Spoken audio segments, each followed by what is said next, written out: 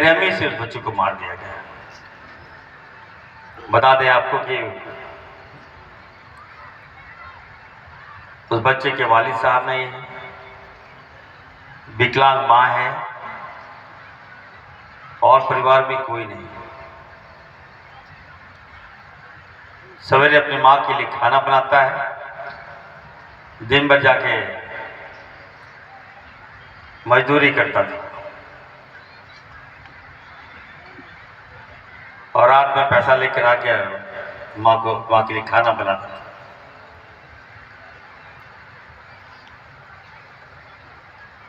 और इसी क्रम में जो जानकारी मिली वहां जाकर कुछ गांव वाले किसी के आसपास के बहकाव में आकर उस बच्चे को हाथ बांधकर बड़ी बेरहमी से मार दिया। मैं वहां गया, मैंने कहा कि इस तरह से नहीं चलेगा। डीआईजी साहब बगल में बैठे हुए हैं, मैं तमाम वहां के डीसी एसपी को मैंने कहा, सारे पदाधिकारी आए थे, हमने कहा कि हमारी सरकार है, इस तरह का दरिंदगी हम लोग नहीं चलने देंगे। मॉब लिंचिंग कानून हमारी सरकार हम लोग पास तो किए, लेकिन महामहिम वापस कर देते हैं। कल कैबिनेट है हमारा और हम अपने आवाम को कहना चाहते हैं कि हम कल माननीय मुख्यमंत्री से वो डिस्कशन करेंगे कि कम से कम मॉब लिंचिंग कानून जल्द से जल्द पारित हो। हमारे बच्चे मारे जा रहे हैं, हमारे भोले भाले बच्चे मारे जा रहे हैं। जरा सोचिए, जिनको माँ बाप उनको पालता पोसता है और बच्चा जब कमाने जाता है तो मालूम चलता है कि हमारे बच्चों को मार दिया गया, तो क्या बीतता होगा उस परिवार में। सोचिए, लगातार ये घटनाएं घट रही। हम लोग अब कुछ लगाना चाहते हैं इसमें और हमें लगता है कि हम आप सबसे भी कहना चाहते हैं, आवाम से भी कहना चाहते हैं कि कम से कम आप लोग भी मुस्तैदी से रहिए। आप लोग बाल बच्चे को कहीं भेजते हैं तो उस पर निगरानी रखिए, गाइड कीजिए। कुछ लोग उसकी मंशा है कि हमारे समाज को टारगेट करें, हमारे लोगों को मारे और उससे उनको खुशी मिलती है। यही हो रहा है, ये देख रहा हूं मैं। एक से एक यहां पर मिसाल पेश हुआ। यहाँ के आसपास के जिले के सांसद ने हथियारों को माला पहनाया। आप सोच सकते हैं इनकी मानसिकता क्या है, जहन क्या है इसका। वो तो इरफान अंसारी है, मैं लगातार आवाज उठाता हूँ आपकी। मैं जुल्म सह ही सकता हूँ, किसी के साथ भी जुल्म हो, ये नहीं कि हमारे मुस्लिम वर्ग के साथ, किसी वर्ग के साथ भी जुल्म होता है तो आप सबसे पहले वो इरफान अंसारी को पाते हैं।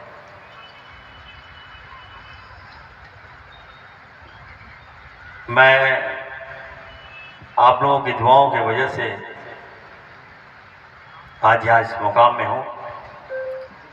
अगर आज आपकी दुआओं में ताकत नहीं होती तो मैं यहाँ नहीं होता।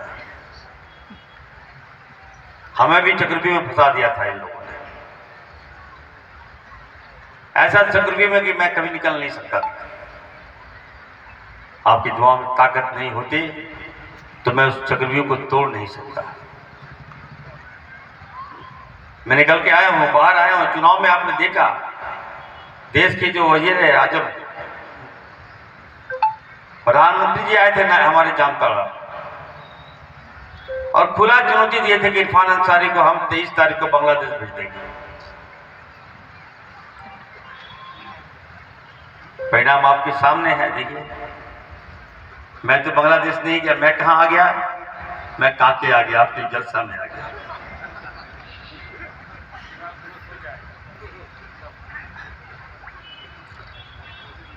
अभी अभी एक बयान चल रहा है, मध्य प्रदेश के एक मंत्री हैं, क्या नाम है जी, विजय शाह। अभी सोफिया कुरैशी जो है, आप बताइए, लेफ्टिनेंट सोफिया कुरैशी, मैं जो भाजपा के मंत्री को कहना चाहता हूं कि तुम हमारे समाज से क्या टकरा रहे हो यार।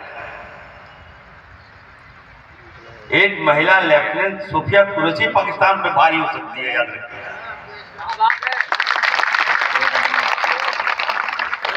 उसके मिसाइल से पूरा आतंकवादी काम गया, पूरा पाकिस्तान काम गया। और जब इरफान अंसारी अगर फायर करें तो क्या होगा बताइए आप। तो हमसे टकराता है ये लोग, बताइए ऐसा कहीं हो सकता है क्या? हम तो कहेंगे कि महिला से पाकिस्तान कांप गया, तो हम लोग अगर खड़े हो जाए तो क्या होगा बताइए।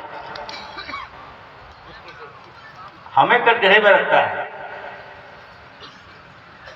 इसलिए इनकी चाल है।